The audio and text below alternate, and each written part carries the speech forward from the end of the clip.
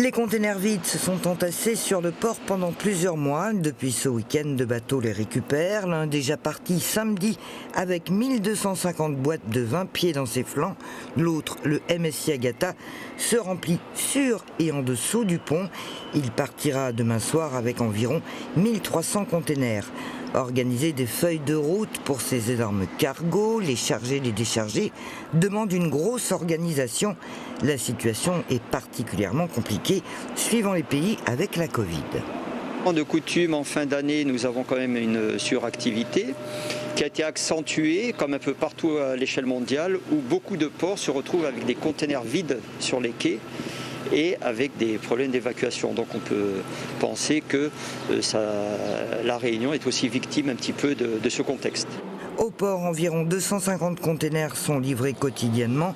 Une fois vides, il faut parfois pousser les murs pour les stocker avant qu'ils ne repartent. Aujourd'hui, le port a travaillé avec la manutentionnaire en accord pour optimiser la livraison des containers en réattribution des gares de livraison.